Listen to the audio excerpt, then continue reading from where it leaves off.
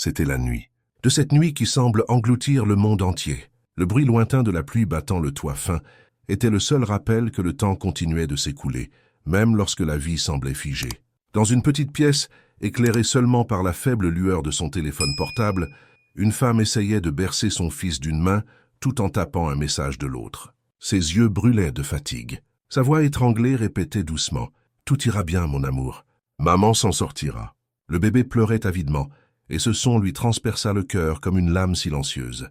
Il était presque minuit lorsqu'elle réalisa qu'il n'y avait plus de lait, ni dans le biberon ni dans le réfrigérateur. Les étagères vides semblaient trahir l'espoir qui subsistait. Elle fouilla dans ses anciens messages, essayant de se rappeler si quelqu'un pouvait l'aider. Les lettres clignotaient à l'écran tandis qu'elle tapait « S'il vous plaît, je ne peux pas acheter de lait maternisé pour mon bébé. Il n'arrête pas de pleurer », envoya-t-elle. Puis le silence. Pendant quelques secondes, elle fixa son téléphone, attendant ce petit miracle technologique, la coche bleue, qui confirmerait que quelqu'un, quelque part, l'avait entendu. Mais rien ne se passa. 1 minute, 2, 3. Le bébé sanglota, épuisé. Elle soupira, posa le téléphone sur la table et le regarda s'éteindre. 1% de batterie. C'est alors qu'elle remarqua quelque chose d'étrange. Le nom en haut de l'écran. Le contact. Ce n'était pas la personne qu'elle pensait. Le numéro était erroné. Le message avait été envoyé. À un inconnu. Son cœur s'emballa. L'espace d'un instant, la honte prit le dessus sur le désespoir. Mon Dieu, qu'ai-je fait? Il songea à l'effacer, mais c'était trop tard. Le message avait été délivré, et le téléphone était mort. Dehors, l'orage semblait se moquer d'elle aussi. Chaque coup de tonnerre résonnait, comme si le monde lui annonçait que rien ne changerait jamais. Elle serrait le bébé fort, essayant de l'apaiser par la chaleur de son corps, et pleurait doucement, comme pour supplier l'univers de se tourner vers elle, ne serait-ce qu'une seconde. Le temps s'écoulait lentement. Le bruit de la pluie devint celui de l'épuisement, jusqu'à ce que quelque chose change. Une vibration, une sonnerie sèche, presque imperceptible. Le téléphone, auparavant éteint, s'alluma un instant, comme s'il tentait lui aussi de résister. L'écran vacilla. Un nouveau message apparut. Mais l'expéditeur était le même mauvais numéro, elle hésita. Ses mains tremblaient en touchant l'écran fissuré. « Tu m'as vraiment envoyé ça ?» disait le message. Court, concis, froid. Un frisson la parcourut. Un instant, elle envisagea de l'ignorer, de faire comme si de rien n'était. Mais alors elle regarda son fils, les joues humides, les yeux lourds de faim et de sommeil, et comprit qu'elle ne pouvait pas se permettre ce luxe. Il prit une grande inspiration et répondit « Désolé, je l'ai envoyé par erreur. J'essayais juste de demander de l'aide. Ce n'était pas pour toi. » Et il appuya sur « Envoyer », comme quelqu'un qui se déshabille devant un inconnu. Le silence revint. Long, dense. Seul le bruit du vent qui s'engouffrait par la fente de la fenêtre rompait le silence. Elle attendit, immobile, comme si le monde entier dépendait de cette réponse qui pourrait ne jamais venir. Jusqu'à ce que son téléphone vibre à nouveau. Un nouveau message. Une question. « Où es-tu en ce moment ?» Son sang sembla se glacer. Qui était cette personne? Pourquoi voulait-il savoir? À l'autre bout de la ville, dans un appartement si luxueux que le silence du vide résonnait, un homme fixait le même message, le même regard perplexe. Le reflet de son téléphone portable brillait dans ses yeux fatigués. Ce numéro inconnu, ce message désespéré, cette demande de lait maternisé, tout cela brisait un mur que l'argent ne pouvait franchir. Il avait tout, sauf une raison, et peut-être sans le savoir, ce message erroné était-il la première vraie chose qui lui arrivait depuis longtemps. Mais qu'en feriez-vous? Croyez-vous aux coïncidences? Ou pensez-vous que certains messages trouvent exactement qui ils veulent? Laissez un commentaire ci-dessous. L'appartement ressemblait à une capsule suspendue au-dessus du monde. Les baies vitrées révélaient une ville illuminée, tel un circuit doré pulsant sous la pluie. À l'intérieur, il se tenait immobile, le milliardaire admiré de tous, l'homme dont la signature faisait bouger les marchés, maintenant figé devant un simple SMS. « Où es-tu maintenant ?» Qu'il relut ses propres mots, sans comprendre pourquoi il les avait écrits. C'était comme si une autre partie de lui, oubliée et endormie depuis des années, avait pris le dessus. Dehors, des éclairs zébraient le ciel comme des plaies ouvertes. Il se versa un verre de whisky, mais le goût brûlait comme de la rouille. La boisson qui le faisait toujours oublier ne faisait qu'élargir le vide. Sur le mur, le reflet d'une photographie, une femme souriante, un enfant dans les bras, un vieux portrait, datant d'avant l'accident. Depuis, il avait évité tout contact humain qui ne pouvait être filtré par des contrats, des clauses et des garanties. Et pourtant, Quelque chose dans ce simple message avait résonné en lui. Il rouvrit son téléphone. Son historique de messages était une mer de numéros enregistrés au nom froid. Avocat, One investisseur, un secrétaire. Et parmi eux ce contact anonyme, sans photo, sans nom. Une seule phrase, « S'il vous plaît, je n'ai pas les moyens d'acheter du lait maternisé pour mon bébé. » C'était comme un écho qui l'empêchait de dormir. Pendant ce temps, à l'autre bout de la ville, elle essayait de se convaincre que rien ne se passerait, que cette conversation s'éteindrait là, comme tant d'autres tentatives d'aide perdues dans le silence. Mais la question « Où es-tu maintenant ?» la rongeait, presque comme une promesse. Elle ne savait pas si c'était de la peur ou de l'espoir. Elle déposa le bébé dans un berceau improvisé, fabriqué à partir d'une boîte garnie de vieilles couvertures. À chaque pas, le plancher craquait comme si la maison respirait avec elle. Elle s'assit par terre et commença à coudre un uniforme usagé, essayant de se distraire. Mais elle n'y parvint pas. De l'autre côté de la ville, il ne dormait pas non plus. L'horloge indiquait 2h43 lorsqu'il prit enfin sa décision. Il ouvrit le GPS et tapa le nom de la rue qu'elle avait mentionnée dans un des SMS. Le système clignota. Zone sud, banlieue oubliée. Un endroit qu'il n'avait jamais vu de près. Il prit son manteau, ignora les messages de sécurité et descendit au garage.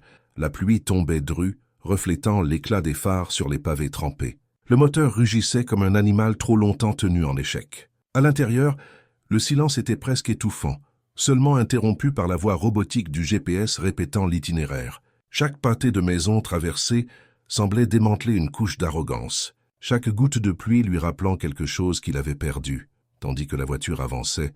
Elle, de l'autre côté, toujours éveillée, sentit un vent plus fort s'engouffrer par les fentes de la vitre. Le bruit lointain d'un moteur résonna dans la rue déserte.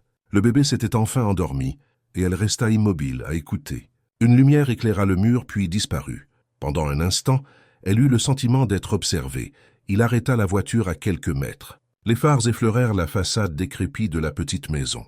De l'intérieur jaillit une faible lumière jaunâtre, vacillante comme une bougie sur le point de s'éteindre. Et puis il la vit, par la fenêtre, assise par terre, le bébé dans les bras. Le contraste entre son geste et l'environnement le frappa comme un coup de poing. C'était l'image la plus réelle qu'il ait vue depuis des années. Elle n'avait aucune idée que quelqu'un était là.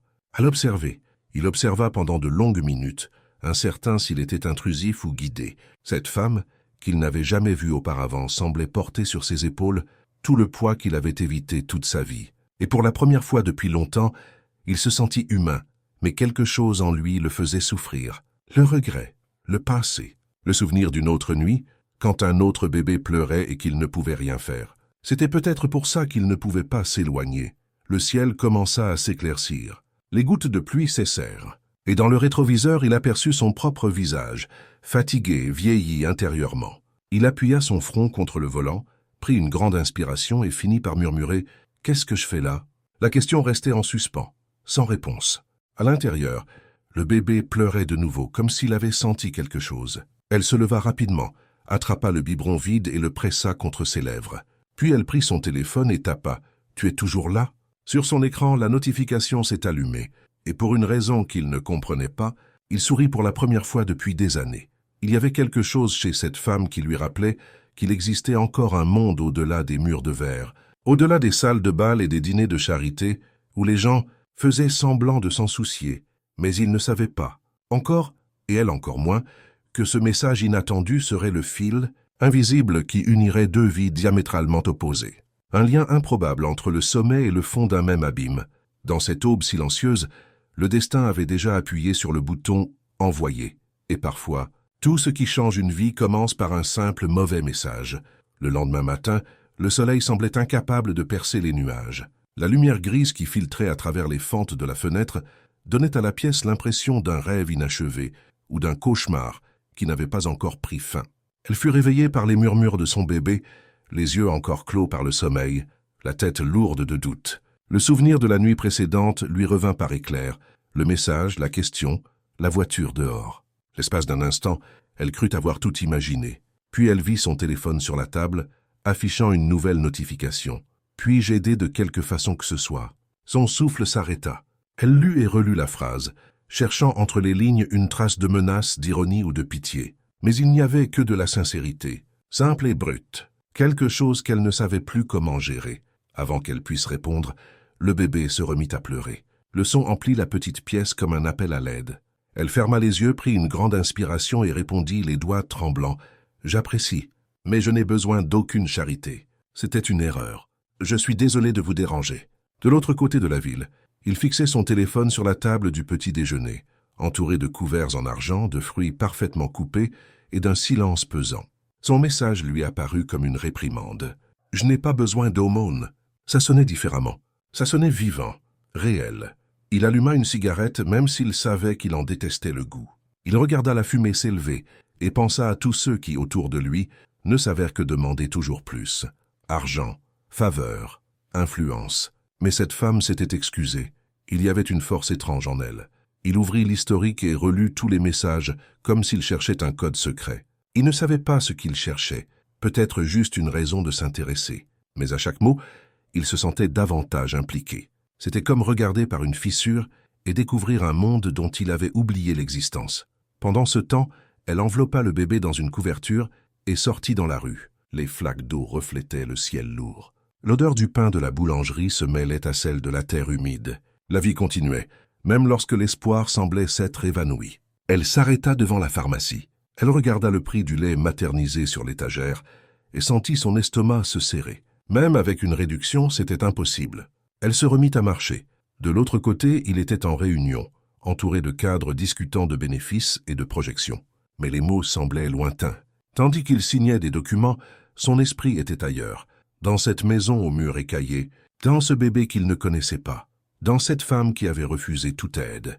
Pendant sa pause, il est monté dans sa voiture et a demandé au chauffeur de le conduire à une adresse précise. Aucun des agents de sécurité n'a compris pourquoi. Il a simplement dit « J'ai besoin de voir quelque chose ». La route qui menait à son quartier lui semblait de plus en plus étroite, comme si le monde civilisé s'arrêtait là. Le chauffeur hésita, puis leur ordonna de poursuivre leur route. Ils s'arrêtèrent devant la même maison. Cette fois, il ne resta pas dans la voiture. Il en sortit. La poussière collait à ses chaussures de luxe. L'air sentait le fer humide. Elle était dehors tenant le bébé dans ses bras, essayant de l'endormir. Lorsqu'elle leva les yeux, leurs regards se croisèrent. Et pendant quelques secondes, le temps s'arrêta. Aucun d'eux ne prononça un mot. Le contraste entre leurs deux mondes était évident.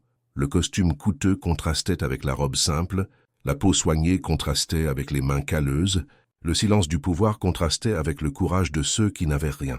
Elle le reconnut immédiatement.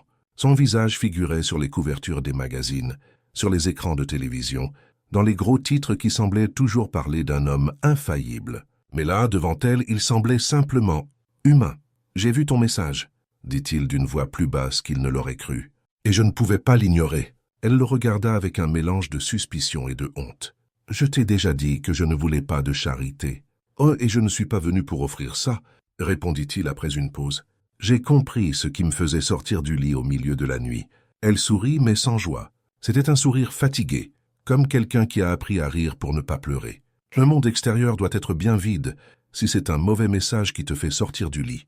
La phrase la surprit, et elle le blessa aussi, mais dans le bon sens du terme, car c'était vrai, il ouvrit son portefeuille mais n'en sortit pas d'argent. Juste une carte. Il la posa sur la table improvisée sur le porche et dit « Si tu changes d'avis, appelle-moi ».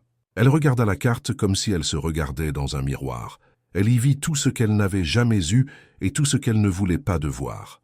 Alors qu'il s'éloignait, le vent souffla et la carte se retourna, révélant quelque chose d'écrit à la main au dos. Une écriture précipitée, presque instable. « Tu m'as rappelé ce que c'est que d'être humain. » Elle serrait le bébé contre sa poitrine. Immobile, elle fixait le morceau de papier qui semblait palpiter. Au fond d'elle-même, elle savait que l'histoire ne s'arrêtait pas là. Car lorsque deux vies se rencontrent par hasard, rien ne redevient exactement comme avant. Et peut-être que ce qui était sur le point de commencer était bien plus grand que ce qu'ils auraient pu. Imaginez, elle tint la carte entre ses doigts. Pendant de longues minutes, comme quelqu'un essayant de réchauffer une clé froide avant de savoir à quelle porte elle appartenait. Le verset manuscrit « Tu m'as rappelé ce que signifie être humain » lui semblait plus lourd que le papier. Lourd, et pourtant trop léger pour le monde dans lequel elle vivait. Elle le glissa dans son portefeuille, avec une photo délavée que presque personne ne vit. Puis elle installa le bébé et respira l'odeur aigre des couches et du lait périmé, cette odeur qui annonce l'urgence sans demander la permission. La matinée était pressée, et sa faim aussi. Elle sortit dans la rue avec la poussette empruntée qui grinçait à chaque choc, les roues bloquées comme si elles refusaient d'avancer. Le ciel était encore plombé, et des flaques d'eau assez grandes pour refléter le quartier entier à l'envers, une ville parallèle, où tout pourrait mieux fonctionner. À la porte de la pharmacie, elle s'arrêta, regarda le prix du lait maternisé et prit une grande inspiration comme pour reprendre courage. La somme n'était pas dans son budget, même avec une promesse. À l'intérieur, l'employé la reconnut, et avec une certaine délicatesse, lui dit que le centre de santé recevait parfois des dons, mais il faut arriver tôt, sinon il n'y en aura plus. Elle le remercia avec ce sourire qui apprend fièrement à traverser les ponts fragiles.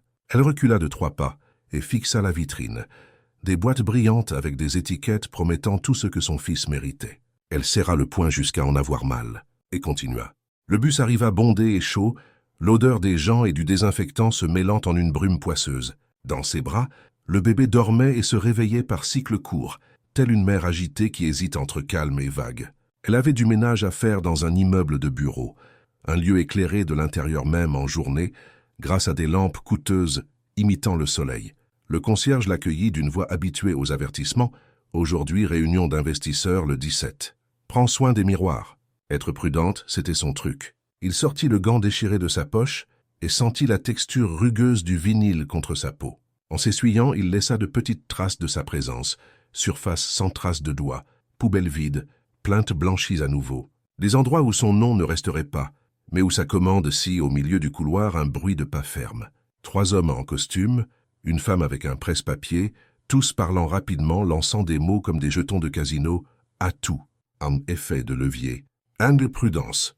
Elle baissa la tête par réflexe, mais un détail la figea, la photo au mur. L'homme sur le tableau, sourire exercé, regard d'acier, était le même qui avait sonné à sa porte des heures plus tôt, le même qui avait écrit au dos de la carte, le même nom qui résonnait dans les couloirs comme s'il s'agissait d'une loi.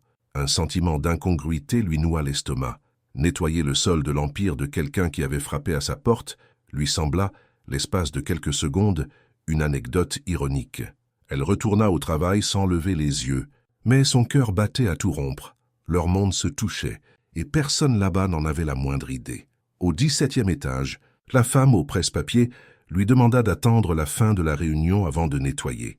Les portes se refermèrent, et de l'intérieur parvint un bourdonnement de voix qui montait et descendait comme la marée. Elle s'appuya contre le chariot de ménage et sentit son corps réclamer une chaise, un café, la paix. Elle attrapa son téléphone portable.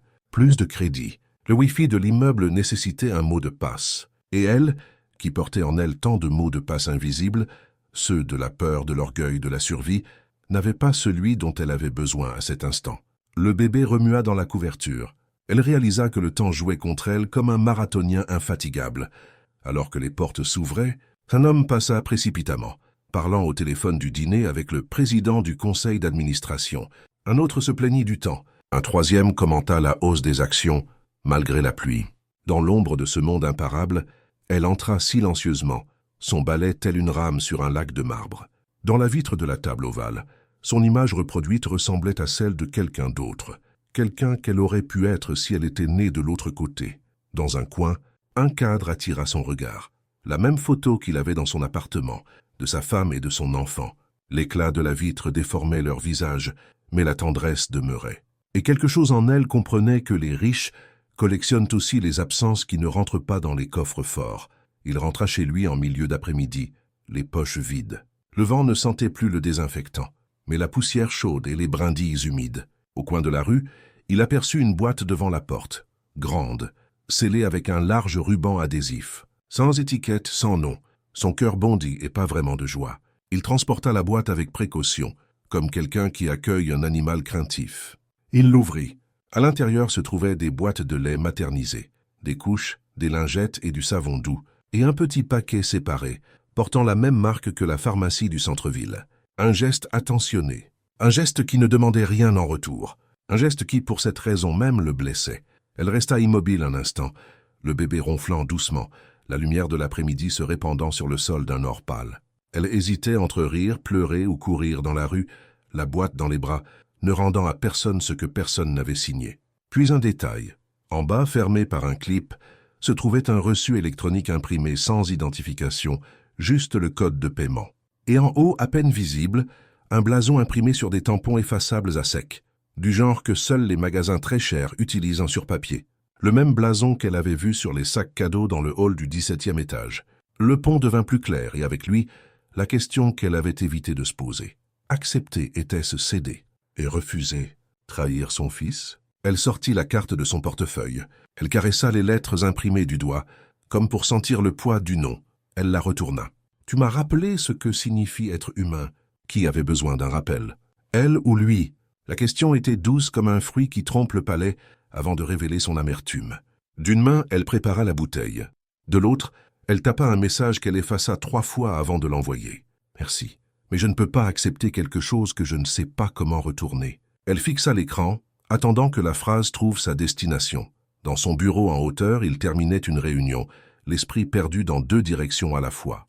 La sonnerie discrète de son portable vibra dans la poche de son blazer. Il lut le message et, par réflexe, écrivit « Ce n'était pas moi ». Il le supprima. Il écrivit « Les choses arrivent parfois à leur but ». Il le supprima de nouveau. Il écrivit « Que répondriez-vous si vous le pouviez ?» Il fixa la question comme un miroir maladroit. Il ne l'envoya pas. Il rangea son téléphone et alla à la fenêtre. La ville ressemblait à un échiquier dont les pièces bougeaient sans se toucher. Il savait comment les déplacer toutes, mais jamais son propre cœur. De l'autre côté, elle allaitait le bébé. Le son d'une succion puissante, la respiration soulagée, ce petit rythme que toute mère reconnaît comme une musique. Le petit posa sa main sur son menton, ses doigts minuscules agrippant une mèche de cheveux. Son corps tout entier se détendit, comme rien d'autre au monde ne pouvait le faire. Et c'est alors que cette fierté, cette créature qui vivait en elle, s'endormit un peu, non pas parce qu'elle avait perdu le combat, mais parce que l'amour la tirait vers une autre forme de courage. Elle tapa.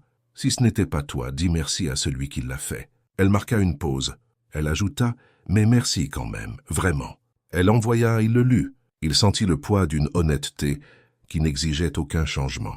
Et il réalisa qu'il avait mal évalué le geste et non l'impulsion. Envoyer des vœux anonymes était efficace, mais cela ne guérissait pas. Cela ne la guérit pas, et surtout cela ne guérit pas la part de lui qui demandait conseil. Il lui envoya un message bref, presque timide. « Je peux passer à 18 heures? Pas avec de l'argent, avec du café. » Il fixa le message une seconde de plus que nécessaire et appuya sur « Envoyer ». Elle fronça les sourcils. Café était un mot anodin, mais derrière il y avait une table, 2 chaises, des yeux qui mesuraient et confessaient. Après avoir fait le tour de la petite pièce, comme si elle mesurait à nouveau sa propre maison, elle répondit « Je ne peux pas, je travaille à 7 heures ». Et elle ajouta, comme si elle ouvrait une fente, à côté du terminal. La boulangerie au coin. À 6h20, il était là, sans voiture officielle, sans costume impeccable, dans un simple manteau qui le rendait moins visible, presque inconnu. La boulangerie sentait le pain frais et le vieux ventilateur. Des tables en plastique avec des noms griffonnés au marqueur. Elle entra, le bébé dans les bras, une lassitude qui la submergeait, mais qui s'obstinait à être dissimulée par un sourire poli. Il se leva. Il ne tendit pas la main le premier. Il attendit. Elle tendit les doigts, et le contact fut bref, respectueux, une sorte d'accord sans clause encore arrêtée. « Je ne veux pas te mettre dans l'embarras, » dit-il, choisissant chaque mot comme une pierre pour traverser une rivière. « Je ne veux pas non plus effacer ce qui te pose problème au quotidien, et je ne veux pas être une affiche sur ton mur. » Répondit-elle sans agressivité, sans toutefois tourner autour du pot. « Ni pour toi, ni pour personne d'autre. » Il prit une inspiration et regarda autour de lui. Un serveur passa avec du café noir et du pain grillé. Le sifflement de la plaque semblait souligner la conversation. « J'ai des fondations, » commença-t-il, et il remarqua immédiatement son trébuchement. Son regard se durcit un instant. Il recula d'une syllabe. « J'ai essayé de bien faire les choses, mais ma façon de faire est peut-être mauvaise. » Elle resta silencieuse pendant plusieurs secondes. Le bébé jouait avec la manche de son manteau, fasciné par le tissu. « Ma façon d'accepter les choses est peut-être la même, » dit-elle finalement. « Je ne sais pas accepter une aide qui ne me respecte pas, mais je sais accepter le travail. » La phrase flottait entre eux comme un pont fraîchement construit. Il le traversa prudemment. « Et si tu me dis comment?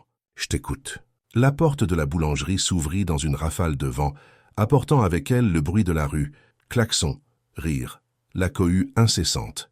Elle jeta un coup d'œil par la fenêtre, puis revint vers lui, le visage apaisé. « Ce que tu peux faire pour moi, fais-le pour ceux qui viendront après, pour ceux qui n'ont ni carte ni personne pour écrire au dos. Si ton monde est vaste, alors ton geste ne peut tenir dans une boîte sur le pas de ma porte. Il hocha la tête, non pas par politesse, mais par compréhension.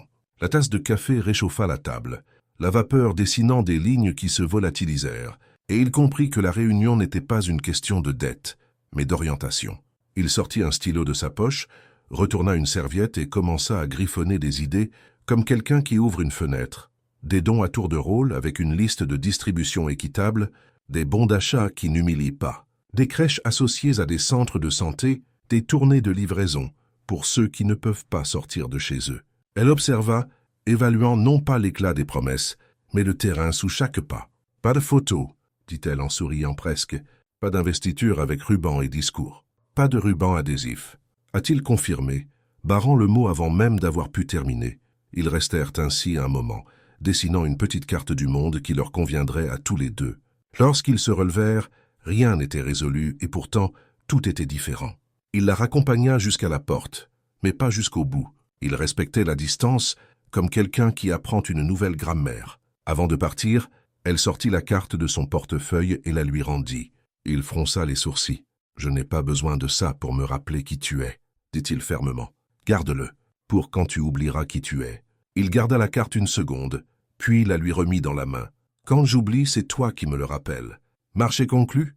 Elle le rangea sans répondre. Le bus arriva bruyant et bondé, et elle dut monter rapidement, le bébé attaché sur sa poitrine, son sac glissant de son épaule.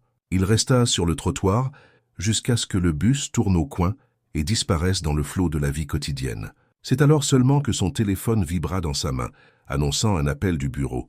Réunion extraordinaire à 9 heures. Il jeta un coup d'œil à l'heure, prit une grande inspiration et, pour la première fois depuis longtemps, sentit qu'il avait quelque chose d'important à apporter à une salle remplie de personnes importantes.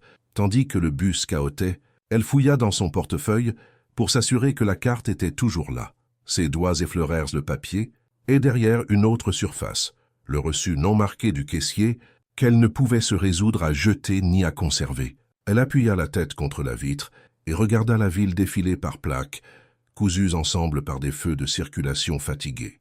Elle repensa à ce qu'elle lui avait dit. Fais-le pour le prochain. Et à une question qu'elle n'avait pas posée, qui persistait maintenant obstinément au fond de sa gorge. Elle prit son téléphone portable, attendit que le signal faiblisse, jusqu'à ce qu'une petite barre apparaisse, et composa le numéro. De l'autre côté de la pièce, dans une pièce qui commençait à se remplir, son téléphone s'alluma sur la table. Il vit le nom qui n'avait pas été enregistré, un numéro sans photo, sans titre, le même qu'il y a quelques heures, et répondit avant la fin de la première sonnerie. Il lui fallut une demi-seconde pour parler. Une demi-seconde durant laquelle toute une série de pensées se déroulèrent. Et pourtant, une seule phrase simple sortit, portant en elle toutes les questions auxquelles l'histoire n'a pas encore osé répondre. Tout d'abord, je dois vous dire quelque chose. Le silence qui suivit « j'ai quelque chose à te dire » était presque palpable, comme si l'air entre eux avait décidé de les écouter avant eux. Il était dans une salle de réunion entourée de voix, de graphiques, d'écrans lumineux, mais rien n'avait de sens. Tandis que les autres parlèrent de chiffres, il essayait de déchiffrer le timbre de cette phrase. Il y avait là quelque chose d'inhabituel, une pause, un poids. Le genre de silence qui ne précède que ce qui change tout. Il s'excusa. Personne n'osa l'en empêcher. Il quitta la pièce et entra dans un couloir vide où le bruit de chaque pas semblait se multiplier. « Tu peux parler », dit-il adossé au mur, le regard perdu dans le marbre froid. À l'autre bout du fil, sa voix tremblait mais était ferme. « Je ne vous ai pas dit toute la vérité. À propos du bébé. » Son estomac se serra. Pendant un instant, tout sembla tourner. « Que veux-tu dire ?» demanda-t-il, incapable de dissimuler sa tension. « Ce n'est pas mon fils. » La phrase fusa comme un coup de feu trop contenu pour raisonner, mais impossible à ignorer. « Enfin, pas exactement. On me l'a laissé il y a 3 mois, à la porte de l'église où je travaillais la nuit. Ah, ça... » Elle prit une grande inspiration. « J'allais appeler la police. Je jure que oui. Mais il m'a regardé, et c'était comme si... J'avais été prise pour cible sans prévenir. Depuis, j'essaye seulement de faire ce qui est juste. » À l'autre bout du fil, le milliardaire ne répondit pas. Le bruit lointain de la ville semblait se mêler à celui de son cœur, un battement confus et irrégulier, fait de culpabilité, de surprise et d'autres choses qu'il ne pouvait nommer. Elle continua dans un murmure. « Je pensais que demander de l'aide revenait à trahir ce choix, comme si cela me rendait moins mère. Mais la vérité, c'est que je ne sais pas combien de temps je pourrais continuer comme ça. Il n'a pas de nom de naissance, pas d'acte de naissance. Il n'a que moi. Le vent soufflait contre la vitre de son salon. Il contempla son propre reflet, le visage de quelqu'un qui avait toujours tout, et réalisa soudain combien la frontière entre le destin et le hasard était fragile. « Sais-tu à qui appartient cet enfant » demanda-t-il d'une voix basse et tendue, comme s'il craignait d'entendre la réponse. « Non, mais parfois je pense que quelqu'un reviendra le chercher, ou le prendra, et ça me fait peur. » Le silence qui suivit sembla s'apaiser. Il passa la main dans ses cheveux, cherchant une logique à tout cela. « Tu veux que je t'aide à comprendre » demanda-t-il finalement. « Je ne sais pas si j'ai envie de le savoir, » répondit-elle. « Mais je veux comprendre ce que cela signifie pour moi, parce que depuis que je t'ai rencontré, j'ai l'impression que tout est devenu encore plus confus et plus clair en même temps. » La phrase le prit de court. Il essaya de rassembler ses pensées, mais ses paroles étaient d'une sincérité qui perçait toute défense. Ce n'était pas de la romance. C'était quelque chose de plus profond, la rencontre de deux vides différents, cherchant à combler le même espace. Au fond, il savait que cet appel ne concernait pas le bébé. Il le concernait lui-même, ce qu'il était devenu, ce qu'il pouvait encore être. Son regard se porta sur la table de conférence de l'autre côté de la vitre. Les cadres attendaient avec impatience. Mais pour la première fois, il sentit qu'il était exactement là où il devait être, à l'autre bout du fil, à écouter une femme qu'il connaissait à peine, mais qui, d'une certaine manière, en savait trop sur l'être humain. « Je viendrai, » dit-il, pas pour régler quoi que ce soit, juste pour mieux écouter. Elle n'a pas répondu tout de suite. Elle a juste dit « Alors viens, mais viens en homme, pas en milliardaire. » Et il a raccroché. Le trajet jusqu'au quartier lui parut plus court cette fois. Peut-être parce qu'il ne conduisait plus seulement une voiture, mais quelque chose à l'intérieur. À son arrivée, il se gara à distance comme pour respecter un territoire qui n'était pas le sien. Lorsqu'il frappa à la porte, il lui fallut quelques secondes pour ouvrir. Et lorsqu'elle le fit, il n'y eut ni colère ni peur, seulement de la lassitude et de vérité. Le bébé dormait. La maison était silencieuse, sentant le savon et le lait. Elle l'invita à entrer d'un geste bref, et il accepta, s'asseyant au bord d'une chaise en bois usé. « Je ne sais pas ce que tu attends de moi, » et dit-elle. « Peut-être rien, » répondit-il. « Ou peut-être tout ce que je n'ai jamais donné à personne. » Elle rit sans humour. « Attention à ce que tu dis. Ce genre de mots coûte souvent cher. » Il regarda autour de lui, au mur des dessins d'enfants au crayon. L'un d'eux représentait un soleil tordu, un cœur et 3 personnages se tenant la main. « C'est lui qui a dessiné ça ?»« Non, » dit-elle. « C'est moi qui l'ai dessiné. Pour qu'il croie avoir une famille, même si ce n'est pas le cas. » La réponse le transperça. Il se leva, s'approcha du papier et le fixa quelques secondes. « Et s'il le faisait ?» demanda-t-il. Elle le regarda fixement, sans comprendre. Et si, d'une manière ou d'une autre, ce garçon avait une famille plus nombreuse qu'il ne le pense? Peut-être pas par le sang, mais parce que le destin tisse ensemble quand on ne s'en rend pas compte. Elle détourna le regard. « Je ne sais pas si je crois au destin. »« Moi non plus, » a-t-il avoué. « Mais je crois aux erreurs qui mènent au droit chemin. » Ils restèrent tous les deux là, à contempler le dessin. Le bébé remua dans le berceau, un léger bruit, presque un petit rire. Elle sourit. Lui aussi, et sans que je m'en rende compte. Quelque chose dans l'air a changé. Pas un début, pas une fin. Mais ce genre de pause rare, où 2 histoires différentes se reconnaissent.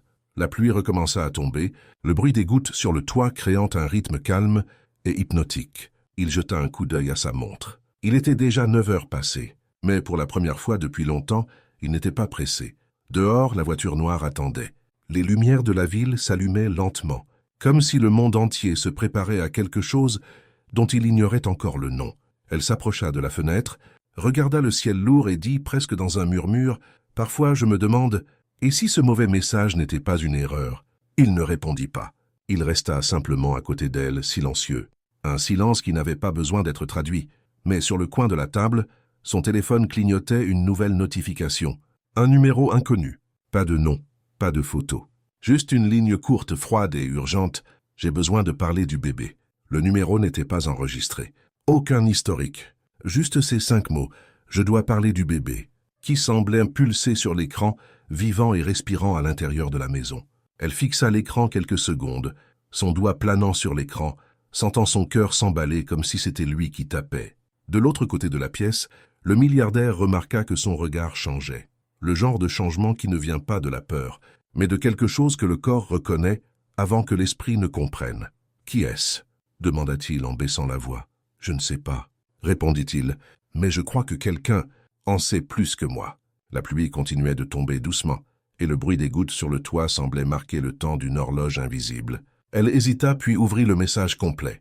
Le texte était court, froid et précis, comme écrit par quelqu'un qui calculait chaque mot. « Je suis de retour en ville. J'ai besoin de voir l'enfant. C'est important. » Pas de nom, pas de contexte, juste le poids de ce qu'elle avait toujours redouté. Le moment où quelqu'un viendrait réclamer ce qui, au fond d'elle, ne lui appartiendrait jamais. Elle regarda le bébé endormi dans son berceau. Ses joues roses, le léger bruit de sa respiration, l'innocence absolue de quelqu'un qui n'a pas encore appris ce que c'est que de perdre. Le milliardaire s'approcha, lut le message et sentit un frisson lui parcourir l'échine. Ce n'était pas seulement la possibilité que quelqu'un apparaisse. C'était la peur de ne pas pouvoir la protéger cette fois. « Ni elle ni l'enfant. Vas-tu répondre ?» demanda-t-il. Elle a pris quelques secondes. « Si je réponds, j'ouvre une porte. Si je l'ignore, j'en ferme peut-être une autre. Et si c'était quelqu'un de dangereux? Et si c'était quelqu'un qui le cherchait ?» Le dilemme planait entre eux comme une fumée noire. Aucun des deux ne voulait l'admettre à voix haute, mais ils savaient tous deux qu'à partir de cet instant, tout pouvait changer. Elle tapait lentement, comme si elle marchait sur un sol fissuré. « Qui es-tu » La réponse est arrivée presque instantanément. Face et sa mère. Le monde sembla s'arrêter un instant. Le bruit de la pluie, l'horloge, la respiration du bébé. Tout devint silencieux en elle. Le milliardaire lut les mots par-dessus son épaule et sentit son souffle s'arrêter. « Sa mère » répéta-t-il doucement, comme si la sonorité même de la phrase était trop absurde pour exister. Elle essaya de raisonner, mais son corps tremblait déjà. « C'est impossible. C'est impossible.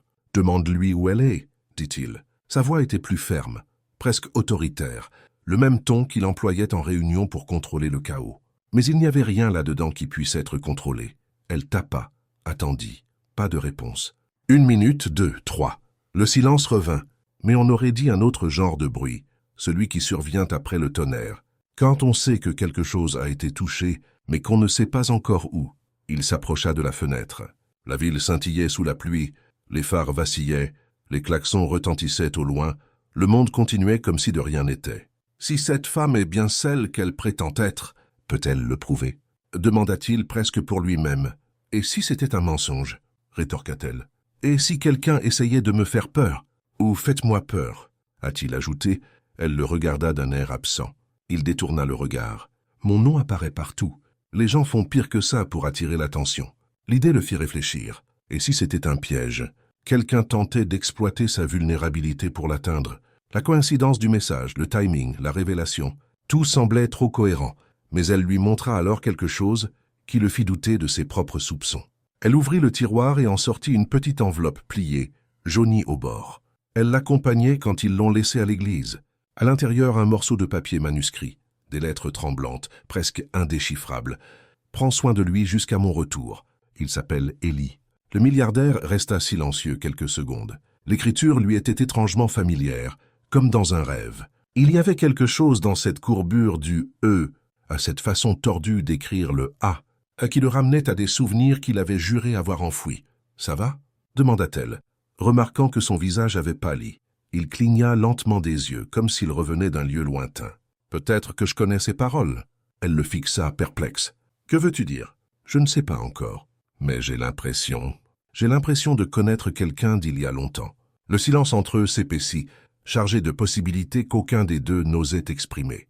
Dehors, le vent soufflait fort, les vitres vibraient, et soudain, le téléphone vibra de nouveau. Nouveau message. Même numéro point, il a une tache de naissance sur l'épaule gauche. Un petit cercle, comme un soleil. Est-ce que ça correspond? Elle sentit le sol disparaître. Elle marcha lentement vers le berceau, le cœur battant la chamade. Elle se pencha, retira la couverture, et elle était là. La tache à peine visible, mais identique à la description. Le milliardaire s'approcha. En le voyant, il recula d'un pas, comme si l'air lui avait été arraché des poumons. Il porta la main à sa bouche. « J'ai déjà vu ça » murmura-t-il. Elle leva les yeux bouleversés. « Où » Il hésita. « Chez un bébé, il y a de nombreuses années. » Son souffle se bloqua dans sa poitrine. « Tu dis que ce bébé pourrait... » Mais il n'avait pas fini. Il détourna le visage, les yeux remplis de larmes sans prévenir. Il s'approcha de la fenêtre et posa les mains sur le rebord, essayant de contrôler le tumulte qui l'habitait. Dehors, la ville tournoyait avec indifférence. À l'intérieur, 2 vies allaient se basculer. « Qui était le bébé ?» demanda-t-elle, incapable de contenir le tremblement de sa voix. Il ne répondit pas tout de suite. Il déglutit difficilement, comme aux prises avec son passé. Lorsqu'il parla enfin, sa voix était à peine audible. « Mon fils ». Elle resta immobile, les mots résonnant au ralenti. Le bébé bougea, et le petit cercle sur son épaule scintilla à la lumière. Ce son faible, cette respiration superficielle, tout cela semblait désormais relever d'une vérité impossible. Le téléphone vibra à nouveau. Nouveau message. Juste une phrase. Il n'a jamais su que le garçon avait survécu. Il se tenait paralysé devant la fenêtre, le reflet de son visage se mêlant aux lumières de la ville, comme s'il n'y avait aucune frontière entre ce qui était sien et ce que le monde projetait. « Mon fils ». Les mots s'étaient échappés sans filtre, et maintenant ils résonnaient du poids d'une confession qu'il n'aurait jamais cru devoir faire. La femme, tenant toujours le bébé dans ses bras, l'observait en silence, attendant qu'il lui explique ce que son âme comprenait à peine. La phrase sur l'écran « Il n'a jamais su que le garçon avait survécu » clignotait toujours sur son téléphone comme une plaie ouverte. Elle le fixait, essayant de déchiffrer où commençait la vérité et où finissait le choc. « Tu as dit, ton fils ?» Il hocha lentement la tête, mais n'eut pas le courage de la regarder dans les yeux. Il y a des années, il y a eu un accident. Ma femme était enceinte. Nous les avons perdus tous les deux. Du moins, c'est ce qu'on m'a dit. Sa voix était faite d'éclat, chaque mot portant un vieux fragment qui le blessait à nouveau à chaque fois qu'il était prononcé. La voiture s'est renversée dans les montagnes. On dit qu'elle est morte sur le coup, et que le bébé n'a jamais respiré. Il ferma les yeux. Mais si c'est vrai, si ce garçon... Elle l'interrompit, le souffle court. « Tu dis que ce bébé pourrait être le tien. » Le silence entre eux pesait comme une sentence. Dehors, le son lointain d'une sirène semblait provenir d'une autre dimension, lent, diffus. Le milliardaire se retourna, fixant le bébé endormi dans son berceau, et pour la première fois depuis qu'il la connaissait, son regard semblait complètement désarmé. « Cette marque ?» dit-il en désignant l'épaule de l'enfant. « Le même cercle. Ma mère disait que tous les hommes de ma famille étaient nés avec. » Elle l'appelait le sceau du soleil. Une vieille histoire peut-être absurde, mais elle ne faillit jamais. Elle l'observait, essayant de comprendre la logique dans tout cela. Mais si le bébé mourait, alors quelqu'un m'a menti. La phrase sortit froidement. Et soudain, tout prit sens. L'enveloppe déposée à l'église, l'écriture familière, l'insistance mystérieuse de la femme qui avait envoyé les messages. Le téléphone vibra de nouveau. Il décrocha sans hésiter. Un autre message. Du même numéro. Si vous lisez ceci, c'est que le destin n'a pas voulu se cacher éternellement. Ce qu'ils ont fait était plus grand que nous aurions pu l'imaginer. Elle s'approcha, le regard tendu. Qui envoie ça? Il montra l'écran, et le nom de l'expéditeur fit disparaître l'air de la pièce Isabelle. Elle fronça les sourcils. Ce nom, c'est celui de ta femme, n'est-ce pas? Il hocha la tête. Mais c'est impossible. Isabelle est morte. Elle fit un pas en arrière, comme si ces mots avaient un poids physique. Alors, qui envoie ces messages? Il ne répondit pas. Il prit simplement son manteau et son portable. « J'ai besoin de savoir. »« Attends. » Elle lui saisit le bras. « Et si c'était un piège?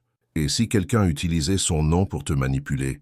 Il prit une grande inspiration. « Peut-être, mais s'il y a la moindre chance qu'Isabelle soit en vie, ou que quelqu'un ait sauvé mon fils. » Il regarda le bébé et sa voix se brisa. « Je ne peux pas ne pas y aller. » Elle regarda le garçon, puis le regarda de nouveau. Ce désir de le protéger, le même qui l'avait poussé à accueillir un enfant livré à lui-même, la poussait maintenant dans la direction opposée, l'accompagner. « Alors, j'irai aussi. »« Tu n'es pas obligé de t'impliquer là-dedans, » dit-il. Mais elle enfilait déjà son manteau. « Je suis déjà impliqué, depuis le jour où ce message est arrivé au mauvais numéro. » Ses yeux croisèrent les siens, et pendant un instant aucun mot ne fut nécessaire. Il y avait là une sorte de pacte tacite, inévitable. Ils montèrent en voiture et roulèrent sur la route humide. Le bruit des pneus sur l'asphalte se mêlait au grondement lointain de l'orage qui recommençait. Les gouttes frappèrent le pare-brise comme des souvenirs qui cherchaient à revenir. Isabelle était journaliste, et commença-t-il après de longues minutes de silence. Avant l'accident, elle enquêtait sur une série d'adoptions illégales.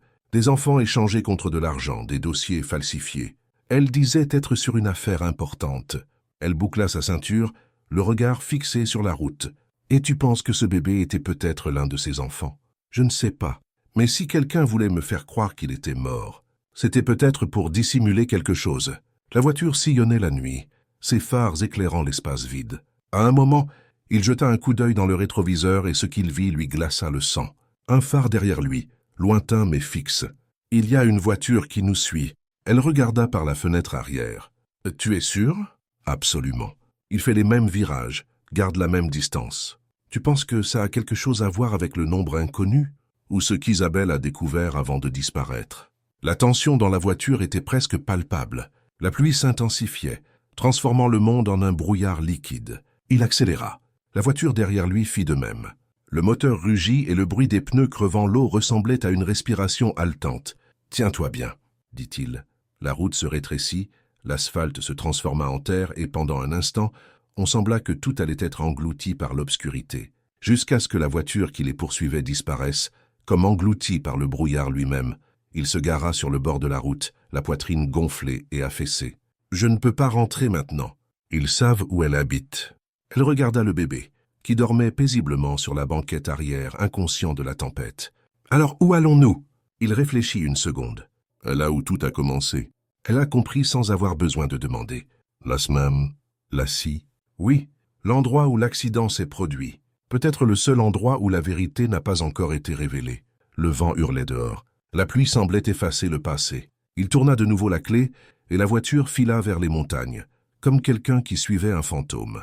Elle regarda le bébé une dernière fois avant de fermer les yeux. « Si la vérité est là-haut, » dit-elle, « j'espère qu'elle sera pardonnée. » Il ne répondit pas, mais son regard fixé sur la route disait ce que les mots ne pouvaient pas dire. Parfois, le pardon est le seul chemin possible entre ce qui meurt et ce qui revient à la vie. Et dehors, sous la pluie incessante, une ombre attendait, une silhouette debout au détour d'un chemin, enveloppée dans un manteau sombre, serrant contre sa poitrine un petit objet, une enveloppe usée par les intempéries, marquée du même sceau en forme de soleil. L'ascension de la montagne commença comme un retour physique, mais à chaque virage, l'air semblait plus lourd, comme si le passé avait un parfum. L'odeur de la pluie battant sur la terre humide, l'huile des arbres centenaires, la peur tue depuis des années. La voiture avançait lentement, ses phares perçant la brume qui flottait comme une fumée vive. À l'intérieur, aucun d'eux ne prononça un mot. Elle regardait le bébé, endormi comme inconscient du poids des secrets qui l'entouraient. Lui, les mains fermement sur le volant, essayait de se souvenir de la route, des détails de l'endroit où tout s'était effondré. À mesure qu'il montait, le brouillard engloutissait la route et le temps. Des souvenirs lui revinrent par éclairs, le bruit du métal tordu, l'odeur de l'essence, le cri d'Isabelle mêlé au vent. Il serra le volant, la mâchoire crispée. « Ça y est » dit-il en arrêtant la voiture sur un étroit accotement, entouré d'arbres qui semblaient des gardiens silencieux. La femme regarda autour d'elle. Le sol portait encore de vieilles traces de pneus, presque effacées par la végétation qui avait recouvert les blessures de la route. « C'est là que la voiture s'est renversée » demanda-t-il à voix basse. Il hocha la tête. « 15 pesa, ils ont dit avoir trouvé son corps là-bas. » Il désigna le ravin moussu, où le brouillard masquait la cascade. « Mais je n'ai jamais vu le corps. Il était méconnaissable, disait-il. J'ai accepté ce qu'ils m'ont dit, et j'ai été assez lâche pour ne pas en douter. » Elle l'observa attentivement. « Tu n'étais peut-être pas lâche. Peut-être que tu croyais simplement à ce qui faisait le moins mal. » Ce commentaire le désarma. « Croire en ce qui fait moins mal. » répéta-t-il presque à voix basse. « C'est peut-être ça qu'on appelle la survie. » Le bébé s'agita sur la banquette arrière, et le léger bruit de sa respiration ramena un instant de vie dans le silence. C'est alors qu'elle remarqua quelque chose d'étrange. Au milieu du brouillard, une lueur jaune vacillait entre les arbres. « Tu as vu ça ?» Il plissa les yeux. « Tiens, des lumières, des sauf, on dirait une lanterne. » Ils sortirent de la voiture. Le vent froid leur mordait la peau, et le sol humide s'affaissait sous leurs pas. Le craquement des branches, l'odeur des montagnes humides, leur cœur qui battait. Le faisceau de lumière se déplaçait lentement, comme si quelqu'un marchait là, quelqu'un qui savait où il mettait les pieds. « Il y a quelqu'un ici, » dit-il. « C'est peut-être celui qui t'a envoyé les messages. » Entendre ses propres pensées à voix haute augmenta sa peur. La lampe torche s'éteignit un instant, puis se ralluma à moins de 10 mètres. La femme lui tenait le bras, le regard fixé sur la lumière. Une silhouette émergea de la brume, cap sombre, visage obscurci, mouvement lent de quelqu'un portant un poids invisible. Lorsqu'il fut suffisamment près, la lampe torche éclaira partiellement le visage. C'était une femme. Sa capuche mouillée révélait des mèches blondes collées à sa peau. Et dans ses yeux, un mélange d'étonnement et de reconnaissance figea le temps. « Isabelle » murmura-t-il. La femme hésita comme si le nom était une lame. Puis elle baissa sa capuche. Son visage était le même, mais le temps l'avait remodelé. De fines cicatrices au coin de son front, un regard qui connaissait les ombres. « Tu es venu ?» Il s'avança, incrédule. « Mon Dieu, c'est toi. Ne le dis pas fort. » L'interrompit-elle en regardant autour d'elle. « Ils nous observent encore. Je ne devrais pas être là. »« Qui sont-ils ?»« Ceux qui m'ont fait quitter la route cette nuit-là. Ceux qui ont pris le bébé avant ton arrivée. Ils ont fait croire que j'étais morte, et ils ont presque réussi. » La femme qui l'accompagnait serrait son manteau contre elle, essayant de comprendre ce qu'elle entendait. « Pourquoi ferait-il ça ?» Isabelle regarda le bébé dans la voiture et prit une grande inspiration. « Parce qu'il vaut bien plus que tu ne le penses. » Le milliardaire s'approcha perplexe. « Que voulez-vous dire par là ?» Il faisait partie d'un projet. Un programme illégal de dons de nouveau-nés. Des entreprises finançaient à des cliniques pour couvrir des dettes politiques, échangeant des certificats de naissance contre des dons fictifs. Notre fils était l'une des victimes, emmené dans un orphelinat illégal. Je l'ai appris trop tard. Alors que j'essayais de m'enfuir avec lui, ils ont renversé la voiture. Mais quelqu'un m'a sauvé. Qui a emmené le bébé. La pluie s'intensifia, lavant le sol comme si la nature essayait d'effacer les mots. Il la fixa, incapable de respirer correctement. « Pourquoi n'as-tu pas cherché de l'aide? Pourquoi n'es-tu pas revenu vers moi? » J'ai essayé, mais il contrôlait tout. La police, la presse, même ton hôpital. Si je me présentais, ils nous tueraient tous. J'ai passé des années à me cacher, attendant le jour où quelqu'un ouvrirait la mauvaise porte, ou enverrait le mauvais message. Elle regarda l'autre femme. Et c'est ce qui est arrivé. Tu as tout changé sans le savoir. Le milliardaire les regarda tous les deux, le passé et le présent de sa vie côte à côte sous la même pluie. Et maintenant, Isabelle sortit une vieille enveloppe tachée de sa poche et la lui tendit. Voilà ce qu'ils ont essayé de cacher, des noms des factures, des dates. Mais je n'ai pas le temps. Pourquoi? Elle jeta un coup d'œil par-dessus son épaule vers la route. Le bruit d'un moteur s'amplifia dans le brouillard, approchant trop vite. Parce qu'ils savent déjà que je suis de retour. Elle lui enfonça l'enveloppe dans la poitrine et hurla « Fuyez avec lui !» tous les deux. « Maintenant !» La femme serrait le bébé contre elle, le cœur battant. Le milliardaire regarda Isabelle d'un air désespéré. « Viens avec nous. » Mais Isabelle recula d'un pas, les mains levées comme si elle tenait son destin entre ses mains. « J'ai couru trop vite. Maintenant, à ton tour de te battre. » Le bruit de la voiture approchait, les phares perçant l'obscurité. Il la regarda une dernière fois. Son image, son visage mouillé, ses cheveux collés à sa peau, ce regard qui disait tout sans mots, était gravé dans sa mémoire comme une cicatrice lumineuse. Puis il courut. Il attrapa le bébé, tira la femme par la main et monta dans la voiture. Le moteur rugit, les roues glissèrent dans la boue, et le véhicule dévala la route sinueuse, tandis que dans le rétroviseur, les phares derrière lui engloutissaient la silhouette d'Isabelle jusqu'à ce qu'elle se fonde complètement dans le brouillard. Au virage suivant, un éclair illumina le ciel, un grondement sourd et lointain étouffé par la pluie. Elle le regarda, le visage pâle, les mains tremblantes. « Tu crois qu'elle… » Mais il ne la laissa pas finir. « Elle est toujours en vie. Il le faut. » Le bébé se mit à pleurer, et le son emplit toute la voiture, lui rappelant que la vie était encore là. Il serrait fermement le volant, l'enveloppe humide sur le tableau de bord, le pare-soleil se dissolvant sous les gouttes d'eau. « Elle nous a laissé ce qu'ils craignent le plus, » dit-il en serrant les dents. « La vérité !» La femme à côté de lui regarda l'enveloppe et, même sans savoir ce qu'il y avait à l'intérieur, sentit que le monde ne serait plus jamais le même une fois qu'elle serait ouverte. Dehors, le tonnerre réagissait, profond et lent, comme si le ciel lui-même confirmait que la tempête ne faisait en fait que commencer. La route serpentait le long de la montagne, telle une cicatrice vivante, reflétant la lumière blanchâtre des éclairs. La voiture fendait le brouillard, tandis que les essuie-glaces luttaient contre la pluie. Le bébé pleurait, et chaque sanglot semblait accélérer le temps, comme si l'univers entier le pressait de se dépêcher. L'enveloppe reposait sur le tableau de bord, un morceau détrempé du passé, plus lourd que toutes les valises d'argent qu'il avait jamais transportées. Aucun d'eux ne parla. La femme regarda le bébé, essayant de le calmer, mais l'inquiétude ne venait pas seulement de la route. C'était quelque chose de plus profond, une prémonition presque physique. Au fond d'elle-même, elle le savait. Quand le destin ouvre une porte comme celle-ci, impossible de la refermer sans que le vent n'emporte quelque chose avec lui. Soudain, la voiture crachota. Un bruit sec et métallique. Il ralentit, regarda le tableau de bord. Le réservoir est plein. Ça n'a aucun sens. Quelques mètres plus loin, le moteur s'éteignit complètement. Ils s'arrêtèrent au bord de la route. La pluie tombait maintenant à torrent. Il sortit de la voiture, ouvrit le capot. De la vapeur s'échappa comme un cri rauque. Ils n'ont pas touché au moteur. Ils ont coupé les fils d'allumage. A-t-il dit? sa voix mêlant incrédulité et peur. « Donc quelqu'un savait qu'on venait par ici ?» Il hocha la tête en déglutissant difficilement. « Ils ont une longueur d'avance. » Le bébé pleurait plus fort, et elle le serra instinctivement contre sa poitrine, le son couvrant le rugissement de l'orage. Il regarda autour de lui, essayant de voir au-delà du rideau de pluie. Puis, tout en bas, près du virage, 2 lumières s'allumèrent. « Des phares. Arrêtez, observateurs. Ils sont sur notre piste, » dit-il. « On ne peut pas rester ici. »« Mais où allons-nous » ?« Il n'y a nulle part où aller. » Il jeta un coup d'œil au ravin à sa gauche, une pente couverte d'herbe qui descendait vers la vallée. « Il y a un chemin, » répondit-il. « Un vieux chemin, de garde.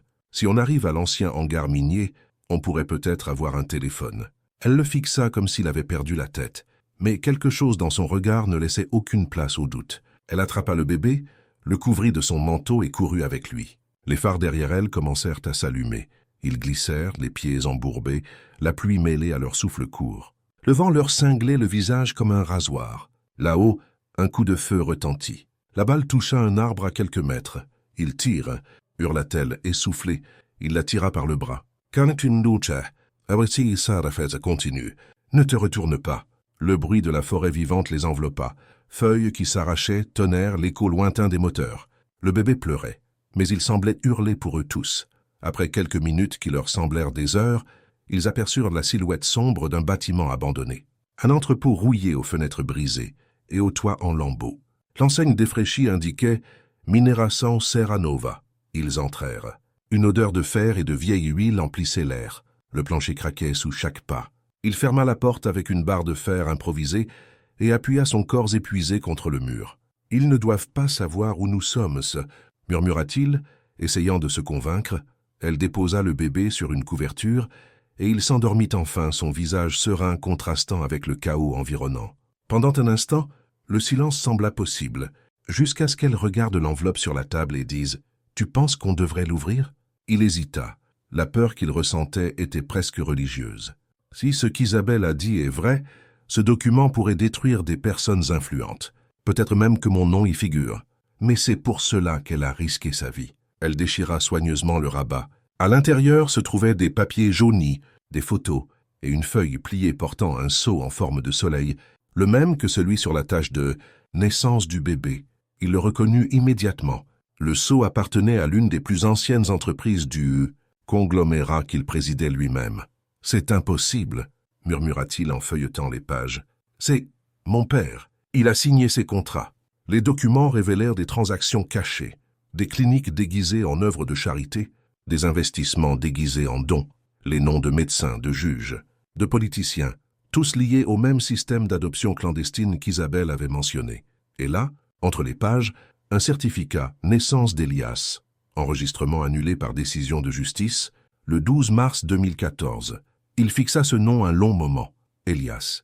Le même nom qu'elle avait prononcé quand elle avait trouvé le mot dans la crèche à l'église. Elias. « Ils ont effacé sa naissance, » dit-elle d'une voix tremblante. « Qu'en est-il pu faire ça ? Ils ont effacé une vie entière. » Il prit une grande inspiration. Et si mon père était derrière tout ça, elle l'interrompit. Ce n'est donc pas seulement une histoire de perte, c'est un héritage de culpabilité. Un grand craquement retentit à l'extérieur. Il éteignit la lampe torche. Ils restèrent tous deux immobiles. Le vent faisait vibrer les tôles, et pendant un instant on aurait dit que c'était juste le bruit du temps. Puis une silhouette passa par la fenêtre brisée. 2, 3, des pas. Approchant lentement, il la regarda et murmura « Prends le bébé, sors par derrière. »« Et toi ?» Je l'ai distrait. Non. Mais il était déjà en mouvement, ôtant son manteau, déchirant le tissu d'un vieux rideau pour en faire un briquet de fortune. Il aspergea le tissu d'essence provenant d'un tonneau abandonné, l'alluma et le jeta dans le coin opposé. Le feu grandit rapidement, illuminant l'obscurité d'un rugissement orangé. « Courez !» cria-t-il. Elle attrapa le bébé et courut vers la porte de derrière, le cœur battant la chamade. La fumée s'élevait déjà en épaisse. Des silhouettes apparurent par devant, des hommes armés et des silhouettes noires se découpant sur le feu. L'un d'eux cria « Il est là !» Le milliardaire jeta un coup d'œil à l'enveloppe encore posée sur la table, hésita une seconde, puis la glissa sous sa chemise, contre sa poitrine. Le bois craqua, la chaleur brûlante. Il se tourna vers les intrus, le visage durci, comme s'il comprenait enfin le rôle que le destin lui avait assigné. « Ils sont arrivés trop tard », dit-il, et il disparut dans les flammes. Dehors, la femme courait dans la boue, son bébé serré contre sa poitrine, le reflet du feu dansant dans les larmes qui ruisselaient sur son visage.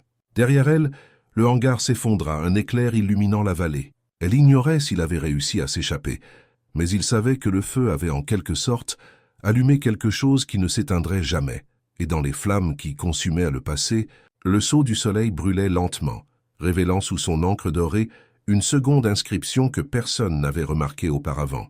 Un mot en relief, simple et terrible, héritier. Le feu illuminait le ciel montagneux tel un soleil inversé, un soleil né de ses cendres, dévorant ce qui restait de la nuit.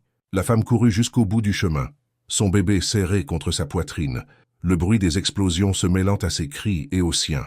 La chaleur semblait la poursuivre, comme si les flammes avaient une volonté. Derrière, le hangar se fondait en rouge et noir. Plus aucun signe de lui, plus aucun cri, seul le rugissement du passé, effacé de force. Elle trébucha dans la boue et tomba à genoux. Le bébé sanglota. La pluie recommença à tomber, forte, ravivant l'odeur de terre mouillée et de métal brûlé. Elle resta là, respirant profondément, essayant de forcer son corps à continuer lorsqu'elle entendit des pas, un bruit étouffé et rythmé. Elle se releva d'un bond, son regard scrutant l'obscurité. Une silhouette apparut au bord de la route, titubante, couverte de suie, le visage marqué par la fumée. C'était lui, le milliardaire. Sa chemise était en lambeaux, ses mains blessées, l'enveloppe toujours serrée contre sa poitrine. Il toussait, mais il était vivant. Elle courut vers lui. « Oh mon Dieu, je pensais... » « Grace, on n'a pas le temps, » interrompit-il d'une voix rauque. « Ils sont encore en retard. Le feu ne tiendra pas longtemps. » Elle regarda la lueur lointaine. Le son des sirènes commençait à résonner à travers les montagnes. « La police ? » ?»« Non, il. » Il ouvrit l'enveloppe, le papier trempé dans ses mains, et révéla quelque chose qu'elle n'avait jamais vu auparavant.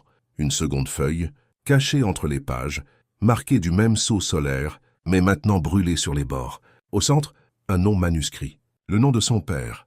Mon père a dirigé le projet. Il a choisi qui est né, qui a disparu, qui a été vendu. Ce bébé, Elias, est le dernier enregistrement. Et que signifie ce mot? Héritier? Il hésita, comme s'il craignait d'énoncer l'évidence. Cela signifie qu'il est le successeur légitime, et l'empire qu'ils ont bâti lui appartient désormais. Elle sentit un frisson la parcourir. Tu veux dire toute cette fortune, toutes les affaires de ton père? Oui. Ils sont au nom d'Elias, transférés avant sa naissance. Ils l'ont caché pour préserver leur pouvoir. Et maintenant, s'ils découvrent que le garçon est vivant, ils feront tout pour nous le prendre. Alors nous devons disparaître. Il hocha la tête. C'est teenage, et il faut le faire avant l'aube. Alors qu'ils avançaient, les sirènes se rapprochaient.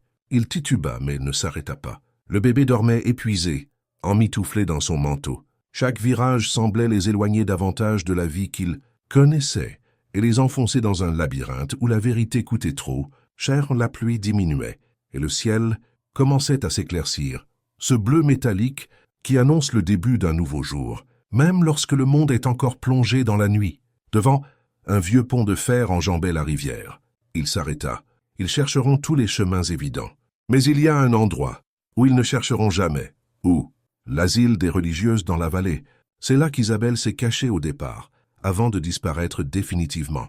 Si elle a laissé d'autres indices, il s'y trouve. Elle le regarda avec suspicion. Et si c'était un piège? Alors c'est le dernier sur lequel je marcherai les yeux ouverts. Ils traversèrent le pont, la rivière grondant en contrebas.